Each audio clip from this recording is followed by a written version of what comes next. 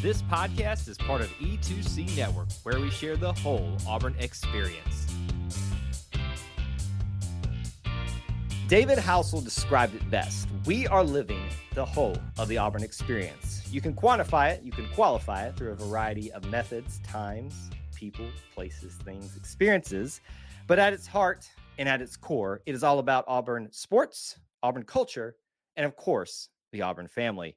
Since it's about family, let's get a few of those family members in here. When by a few, I mean me and you. I'm your host, as always, Kyle Loomis, back in chair number one. In chair number two tonight, nobody. It is vacant tonight. No Austin. Austin is on vacation. He is getting some R&R before he gets ramped up with his day job. So we miss him this week. He's missing out on a very fun episode because we're talking about the first week of college football, folks. And also, we weren't able to get anybody of our regular cast of characters we get on here or any special guests for you guys because apparently everybody's on vacation except Kyle. I don't know what that tells you. But hey, here we are. We're doing the show. So what we do in these instances where it's just me, so you're not completely bored, it will be a little bit of an abbreviated version of the podcast this week. We are not going to do Auburn Potpourri, the Auburn news segment, even though there are plenty of things we could discuss there. We are going to tackle two major topics in this show so that you guys have some content for the week. And then at the end, especially for the live portion of the show, we're going to be taking our Q&As as we normally do. We might even include a few of those on the recording if you're listening to this now. But with that being said, let's jump right into it as we typically would. Anyway, the first thing this evening that I want to talk to you about is, of course, what I've been referencing, and that is game week and the first game week of 2024. Game weekend, we should say, to be more clear. Auburn versus Alabama A&M. It went about as well as it could have, and as you might have expected it to go, and then some. Was just talking with our special intern of sorts in the background there watching about the score. When he was checking in on the game, he said it was a certain score, and I gave him the updated score, and he just went, wow. Yeah, it was pretty bad for Alabama A&M. A lot of people, I don't think people were surprised by that, but maybe with the ferocity, the level of, I'm searching for a word now, the fierceness. You know what the phrase I used a lot to describe the game itself this week was leave no doubt. If you've ever seen Remember the Titans, you'll know in there when obviously in the dramatics of that movie, they're facing a very difficult opponent and they finally get the upper hand. They say, leave no doubt. Well, Auburn left no doubt. Don't want to just talk about the game. We can talk a little bit more about that, but I wanted to give you guys just some perspective from campus this weekend because that's what we're about here. The Auburn experience, all of it across the board. Let me just tell you folks, if you haven't heard, it was hot, really hot. So hot that Kyle had to go sit down and realize that each year as it's gone by, I'm getting older, right? But I'm feeling it now. I'm not going to lie to you. When I had to walk up to the top of the upper deck to get some certain shots I normally get, I literally had to sit down for a minute and catch my breath and was not just winded, but kind of like, am I going to be able to catch my breath? So just a little bit of a personal experience there. So it was definitely hot. But despite that, the weather outside of the temperature was immaculate, beautiful. We got some clouds at times, blue skies. If you are a picture taking person, this was a weekend for you to be in Auburn. Just amazing across the board. You couldn't have asked for a better weekend in Auburn outside of the temperature. Everybody was just energized. This was a very different feel than a year ago in game one, even though there was some excited feelings. People, just really wanting to see what the new era of the Hugh Freeze program was going to look like, him leading the football team. But there was also that apprehension. There was less of that, if any of that. People were on campus. I mean, from the get-go, people were marking spots earlier this year. You had to fight. You had to scrounge. There's a story I could tell with some certain group of Alabama A&M fans. Probably shouldn't get into that here, but let's just say we had a little bit of a run-in with them as well. But outside of that, they seemed like they were great visitors and enjoyed their time being on campus. And I hope they did. I hope that they were able to get the hospitality that the Auburn faithful is so accustomed to giving to people when they come to campus outside of Alabama and Georgia, and sometimes LSU, but we won't see them every year again. So, maybe that'll go less and less, the animosity there. Anyway, back to the weekend. Like I said, absolutely beautiful. You had other sports going on. Volleyball and soccer were happening. So you had no excuse to find things to do. You had no excuse to find things to eat. All of the major merchants and restaurants in town were doing specials and, come try this, food trucks galore. I mean, it just felt like we brought out all the stops this weekend. New experiences from the fan experience team for Auburn Athletics. I know, just to address the elephant in the room, well, that's a very bad phrase to use on an Auburn Tiger podcast, seeing as how our rival is an elephant, for those of you that didn't get that reference. But I know one of the things that's probably a little controversial is the changing of the locker room tours on Friday afternoon no longer being free. Now, there was some heads up to this, and I think a lot of us were holding out speculation that it would still remain free to the public and that the new paid version would just get the extra things on top of that. I'm here to confirm you today, after going there personally, and I know many of you as well, locker room tours, at least for the time being, are no longer open to the public. You must purchase the special tour to go inside and see not just the locker room, but other areas that are off limits to the public, if you want to go and experience that on a Friday afternoon. I do have someone personally, a family member, that went on this experience, and I asked his honest opinions and said he felt like it was worth the money. He felt like it was worth his time, and he had several people with him as well that expressed those same sentiments. So I know that's a bit of a controversial thing, but I also want to reiterate, this is an Auburn experience team for the athletics department that's done such a great job in so many other areas. Just one opportunity, I think, where there's probably going to be mixed opinions on both sides of that. But if you're someone that's interested in that and you want to see the locker rooms, you still have that availability to do that. You just got to pay to get the tour and the extra stuff on top of that. I heard some of that extra stuff was pretty good. We didn't do that, obviously, but we went all around campus to the different events. We obviously on game day got involved in everything that we do, from the band practice early in the morning, which was great. You should also always try that if you can. Going around campus and seeing all the different tailgates, having a little bit of a small get-together tailgate with friends and family ourselves. We went to Tiger Walk. We went to Four Corners Pep Rally. I mean, everything was just firing all cylinders. Quick note on that as well, for those of you that are wondering, Tiger Walk, the changes this year with the construction to the baseball stadium, since they walked down Donahue, which is right there, obviously, with the baseball stadium and the construction. There is a portion, as they warned you, that they said limited access, and I took that to mean it would just be less people could be allowed back there. And I was wondering how that was going to work. Where the construction begins and ends, there is only one side of Tiger Walk. So they have, when they're walking down that section, it's open. that shoulder side is, I guess it would be their right side coming down that way, is open.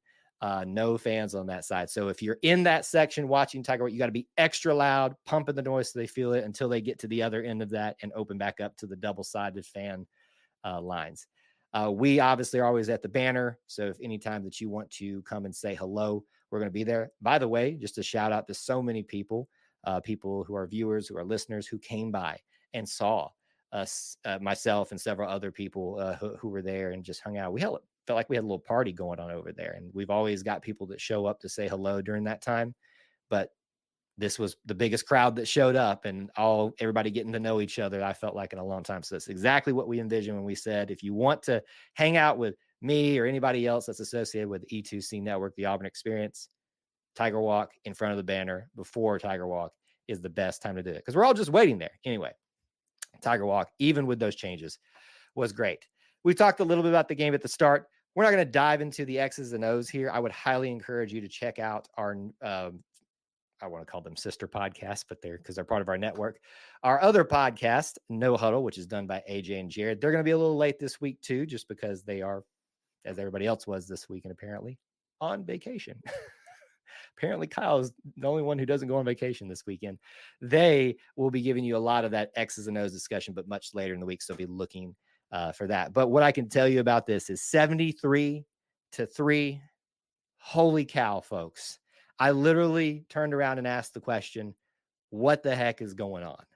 I didn't know who these people were, who this team was. I mean, Every time they got the ball, at least for the first, second quarter, it felt like they scored a touchdown. I had to ask someone, did we punt? Like, did I miss that? Did we punt the ball ever? Of course we did, but not very often. If you remember back to our preview shows, which we do on Thursday nights for the upcoming game, as we did for Alabama A&M, we asked one of the questions in our predictions part of the show. How many punts would Auburn have in this game? Because that's actually, believe it or not, it's a very important question, kind of forming how many points your team might allow. Because if you're punting a lot, you're giving them more opportunities to score. I think Oscar Chapman, our punter, the special teams were well under that, if I'm not mistaken. If I am, it still was a great night for all around. And as we did in our post-game show, I have expressed this.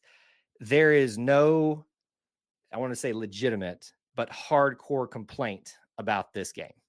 If you have a serious complaint about this game, you're going to have to really make a case to me what that is, and that you're not just being an ornery, very negative person.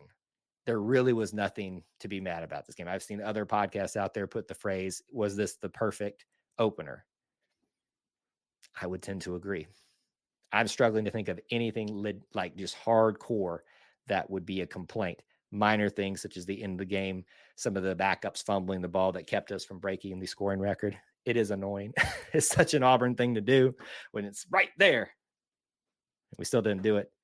But all in all, that was a great experience, Rolling Toomer's Corner. The band, by the way, we've got a brand new video out now of the whole band performance. Big Country is the show. We also plan to put out Alabama A&M's band on our YouTube channel at the very least, that when they performed and did a great job as our guest band at the game. So please check that out, or if for the videos that are already out and the ones to come. And obviously we stayed in for an extra day, went to the soccer match, got a few more things around campus done. And yes, it was still hot, but it was a nice wrap up to an amazing first weekend in Auburn, Alabama for Auburn football. I loved every minute of it. And of course, we got many more coming up to talk about. 5 in a row, right? Do I look tired? I'm going to be even more tired by the time this 5 weeks in a row gets done. I want to move into talking a little bit about a discussion point that started to arise in my head several weeks back when I knew Cal was coming to town. So what's our topic? Our topic is, what would you recommend to a Cal being California, the Cal Golden Bears fan that is coming to Auburn for the first time? Because let's be honest, Auburn and California, the university, not the state, even though it is in the state, couldn't be further apart. Maybe a little bit, but basically about as far apart as they could be, which means for a lot of Cal fans that will travel for their team, this is going to be the one time, probably, maybe in their lifetimes, that they're going to think of even traveling to a little old town called Auburn, Alabama. You usually pass it on the way to Atlanta if you're in the South. So what we've got to do is answer the question for this game coming up, for this weekend coming up, as we just got done talking about how amazing, how much fun we had in this first football weekend. What should we recommend to the Cal fans to get the Auburn experience? For me, this is a very nuanced, complex question, and I could go 1,000 different ways with this because it really depends on a lot of factors. How long are you going to be here? What are your preferences? Are you a person that's all about the football? Are you a person that wants to get the whole experience? It could go a wide variety of ways. So what I'm going to do is actually take a reference from my friend Clint Richardson of the Auburn Uniform Database that knows a Cal fan that is coming and got his basic timeline, his or her basic timeline, when they're coming, how long they're going to be here. And they were kind of wanting to know, what should we do? What should we see? What should we smell, taste, experience, all those different things? I'm sure so many of you guys have those opinions as well. So I'm going to do my best to give the most basic, and in some ways, I hate to say it, but dumbed down Auburn experience based on these parameters. Here are the parameters. This person is going to be arriving late afternoon, let's say maybe even evening, in Auburn, Alabama. Again, I can't stress this enough. If you're coming this far, Cal fans, take as much time as you can. Obviously going to be there all Saturday, going to the game, but also staying a little bit on Sunday. I'm assuming that means to lunchtime, where you probably need to be getting back to the airport or however you're getting back. I don't know if you're driving. If you're driving, I hope you left before then. Good luck. But those are the parameters that we're going to work with. Let me just go ahead and put this disclaimer out there. There are going to be things that you don't agree with here. This is my opinion. I just want to offer what I think will give them the quintessential in that time frame Auburn experience. The very first thing that you're going to do is you're going to take advantage of the campus as much as possible on that Friday afternoon, late or early evening that you get there before dinner.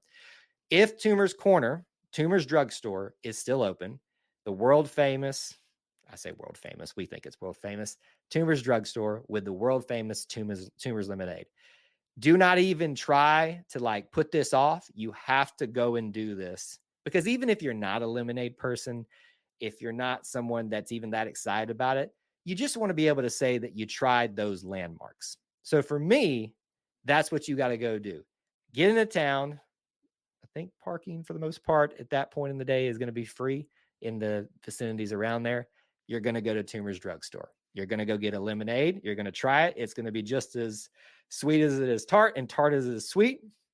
I love it every bit. You try the original. If you want my personal favorite, you're going to try the strawberry lemonade version with real strawberries in it. It gets a little annoying in the straw when you're drinking it, trying to slurp up the strawberry. Sounds a little gross, I know, but it's good. It's real good. But you should try the original. You're going to take your nice Toomer's lemonade, assuming you were able to get there before it closes. I don't know what their hours are currently. And you are going to take a nice leisurely stroll around campus. Now, Auburn's campus is very well compacted, the majority of it, into a nice little section. But we can't take you around the entirety of it on a walk, because it's going to be enough walking all weekend for you anyway. But you're going to spend whatever time you can before having a late dinner with your lemonade, walking. I'm going to go across the street from Toomer's Drugs, and you're going to start at Toomer's Corner and go down Magnolia Avenue, down the hill, so you don't have to walk up that hill. It is brutal coming up the hill, even though you get a nice cold lemonade with you to help you out. You're going to go down that way and just start taking in the sights, the sounds, the looks of everything, because on one side is downtown, essentially, as it kind of moves along. And then the other side is campus. You're going to see our beautiful engineering building. You're going to get down to the business school. We're going to make a kind of a square here. It is going to cut off a little bit, but we're trying to hit the high points here. On your right is going to be Mama Goldberg's, which we're going to get back to in just a second. I told y'all I had thought about this a lot. We're going to take a left down Donahue Drive, and this is going to take you past, of course, the biggest points of interest. You're going to go past Jordan-Hare Stadium. You're going to go past Auburn Arena. You're going to see Plainsman Park under construction, which you're going to get up close views of that. You're going to see the old Coliseum. You're going to go all the way up to Sanford Athletics Department on your right and make that left there back on to, I think I've got on Sanford, and continue to walk that way. See the new education building that's being built. See all the other different university buildings, the fisheries department, all that stuff. Get around to where I went to school, mainly a lot of the sciences building. Make a left back onto College, which will lead you all the way back down, past the library, past beautiful Sanford Hall as the sun is setting, and you arrive back at Toomer's Corner. Folks, come on. We spent a lot of time just on this part alone. That's what you do. You're going to go to dinner at Mama Goldberg's, a late one. Probably is getting a little rowdy over there at that point. It is not like, it's a family-friendly place, but, they do serve the alcoholic beverage, so I'm sure some people will be partaking of that at that point on game day weekend. But you're going to go to the original. You're going to enjoy a Mama's Love and the chips and the sweet tea or whatever else you want. Experience it. It is a little shack of a building, but it's an amazing little shack of a building. It's got a lot of history, a lot of nostalgia in there. Enjoy it. Sit outside if you want to. The weather this weekend is supposed to be amazing. That's just Friday. We got to pick this thing up here. Saturday, folks. Saturday, game day. Auburn Cal. The only bad point that I have about this weekend is the fact that it's a 2:32 mid-afternoon game. And that is going to limit some of what you could do. If it was a 6:30 kickoff like it was for this past game and will be the next game, you'd have a lot more leeway. But in some ways, maybe this is good. I don't know. We'll be the judge after this weekend happens. You're going to go to Byron's Smokehouse on Opelika Road. Depending on where you're staying, it might be a little bit of a winding to get there across the railroad tracks, all that stuff. It's going to give you a good opportunity to drive around the small downtown area past that and see some of this place outside of Auburn University. You're going to have a very early breakfast there, so you can get on campus, get yourself parked wherever you can find parking. You probably want to purchase the parking if it's your first time here, just to eliminate the hassle of it, because people forget parking is getting even more difficult. If you got friends to tailgate with, just start that. Have fun.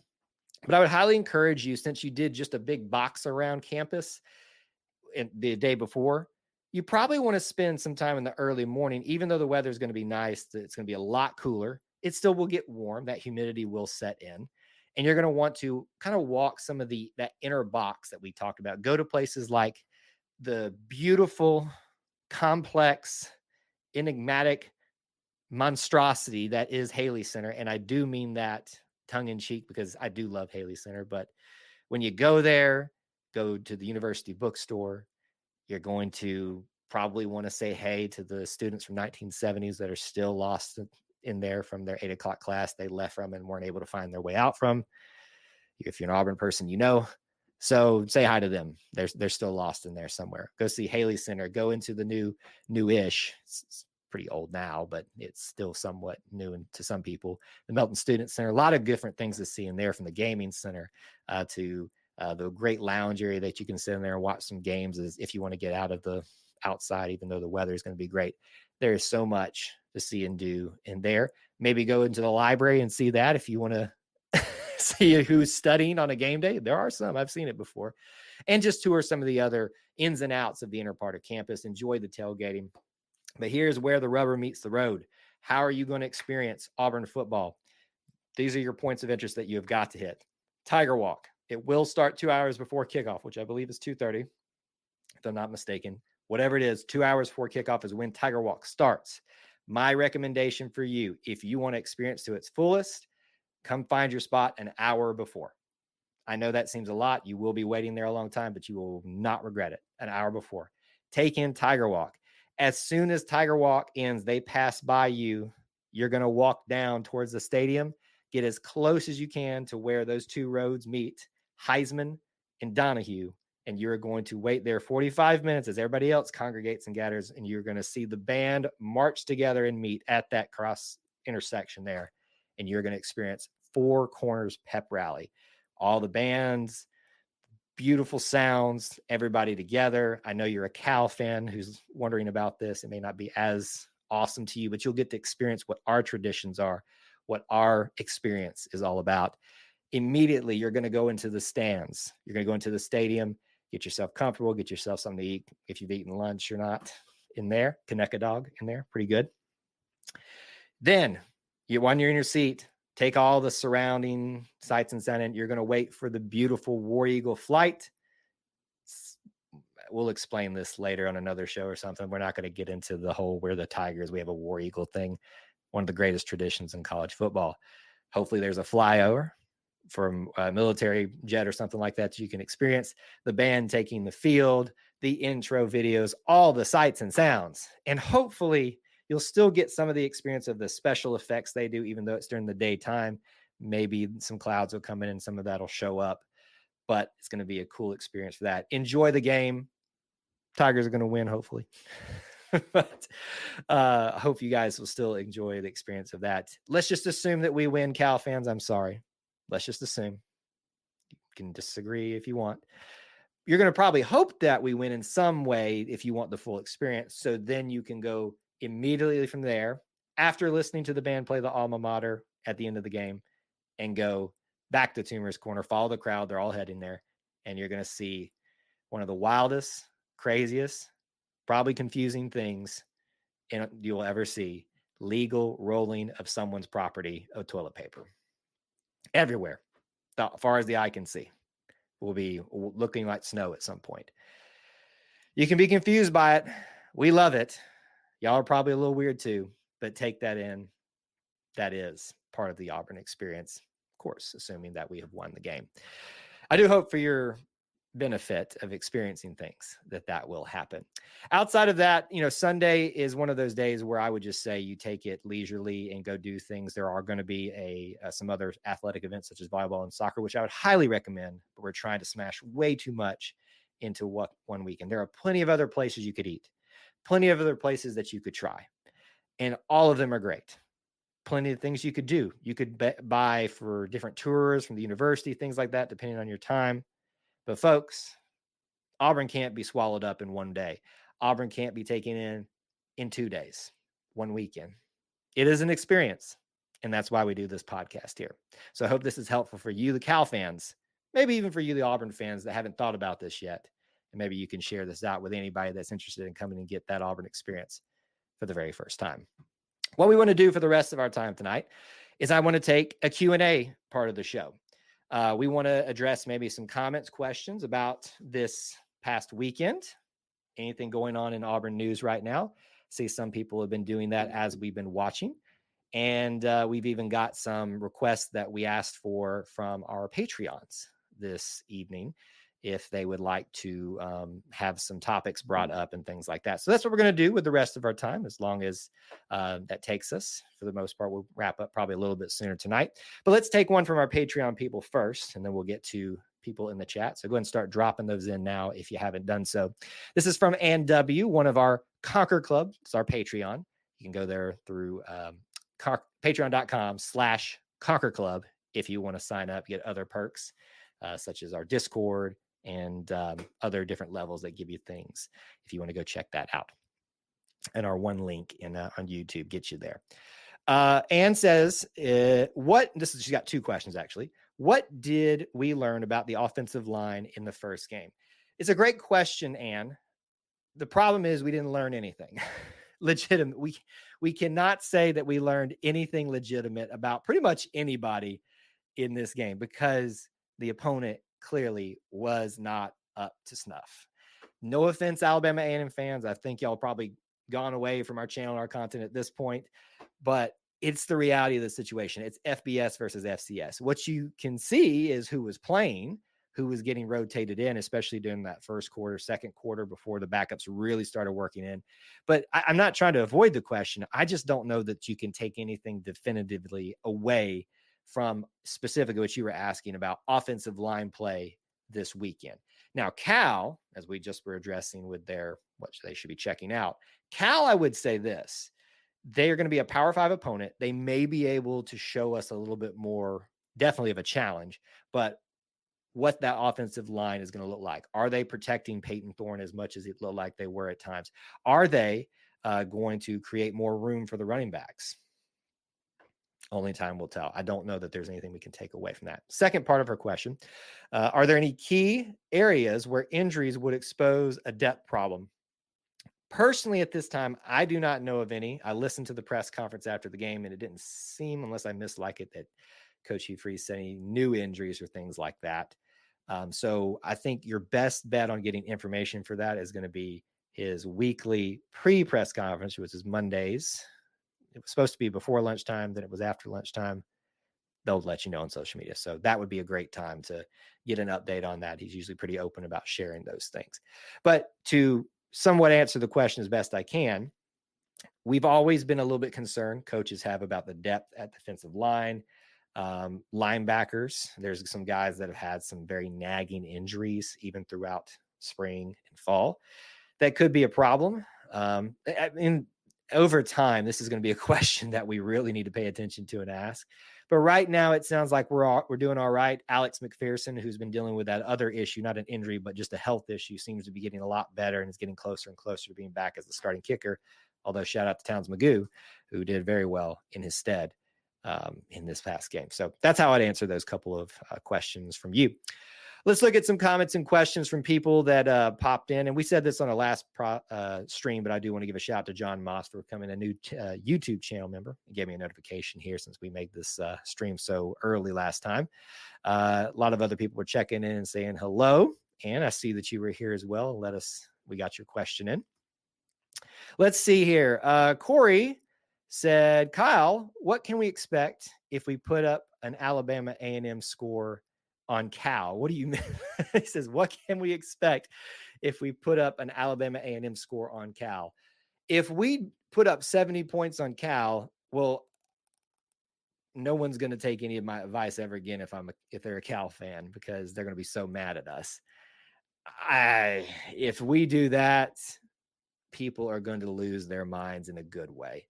They're going to be convinced this is a national championship team, all that stuff. And look, the season's still young. It very well may end up being that way. We've seen, if my phrase is always this, if Chris Davis can run 109 yards for a touchdown in that moment, in that game, anything is possible. Anything is possible. But we will lose our minds, and in a good way. Corey, you knew that the answer was going to be to that. And I think you'll be right there with them, losing their minds. Let's see here. What else do we got in the chat that we may want to talk about a little bit? Kevlar brings up a point, says, I thought our band was superior to A&M also. Well, let's just be upfront about that. There's two different vibes, two different styles. Historically, black colleges have a very different way and style of doing the marching band thing than maybe you're like just overall state university. But they're both unique, and they're both very special in their own ways. It was a very juxtaposed, I guess is the word I would use, or contrast, where you've got, I think their theme this year, it wasn't jazz, but it was, I don't want to say it was hip hop. I think it was a little bit deeper than that. But ours was big country this year. And this is funny. I was told by a country fan not a country fan, I'm sorry, a band member maybe about a few weeks ago, what this was going to be. And they said that it's been a long time coming. A lot of people have wanted them to try a country set, and it finally came about.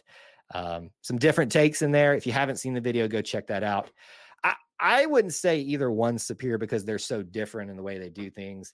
But I would say one's superior because I'm wearing an Auburn hat after all. But here's what I will say is that halftime was pretty entertaining, because there was a lot of good stuff going on for that first game, especially. So they delivered, and I'm very grateful to Alabama A&M for putting up a great show for us alongside ours as well. All right, keep moving right along here. WT pointing out our kicker, Mr. Towns Magoo, looking like a junior or senior, not a freshman. He is quite the talent, and makes you feel very good about the rest of our just our depth chart. Kicker. Auburn is not Alabama. They do not suffer for anything on special teams. People will laugh at that, but you'll be grateful when you don't have one. Let's keep moving along here, see what we got going on here. If there's anything else we want to talk about. Did I just call Beardy's Coliseum the old Coliseum? That borders on disrespectful if that's what you did. It is the old Coliseum. It will probably at some point be the no longer Coliseum. You need to prepare yourself for that day. I did neglect to say during my recommendations to Cal fan to go into some of these places if you can, for that, like off of that path. It's an old building, a lot of history in there. There's not much like left in there from what I've seen that's of historical value or anything like that, but just to walk where giants walked: Charles Barkley, Chuck, Wesley Person, John Mengelt, so many others. It's a cool thing. If you're a person that enjoys that type of stuff, go walk in those places if they're open. Don't go places they're not open. It's not a recommendation. But no disrespect to the old Coliseum, because I spent many, many afternoons and evenings in there for game times whenever they were, or just as a student. Believe it or not, I had some classes in there. But it is old, and it's not long for this world, believe it or not. Well, there's no official confirmation of that. I don't want to act like I know something that you all don't. But hey, it is what it is. Let's see. This is from Corey. Will the Oklahoma game be one to where we get a big crowd of recruits? Well, apparently there was a big crowd of recruits, really big ones, here this week. I think it's obvious that you want your biggest recruiting groups or your most prominent ones, especially, to come to those games that have special meaning. I think the first game is a special meaning outside of the opponent. In fact, it may be even the best thing because they're going to see everybody primed and ready to go for the first game. So excited, so energized, especially for a night game. Oklahoma game is going to have so much other energy around it. It can almost be, if you lose the game, it can have a negative effect. We'll see. But there were plenty of recruits there this weekend. All right. I think that's all of the comments and questions we'll take for the Q&A part of the show. Again, I know this was a little bit different of a show this evening. I appreciate you guys being very flexible and always being understanding when we have to change things around. This will not be episode 92, just be an extra bonus episode of the Auburn Experience podcast, the flagship show of the E2C network. I'm saying that for WT's sake. And we'll be back in the saddle next week with Austin. If you want to keep up with me, do so at Kyle Loomis 24 on X. You can also, and you should, follow anything and everything E2C network related, because content galore is coming out from this past weekend. Content galore the next couple of weekends. Go check it out. Go follow. Go subscribe. You guys are the best little family within the Auburn family. And I appreciate you so much for being here and hanging out with us. Until we talk to you again, War Eagle.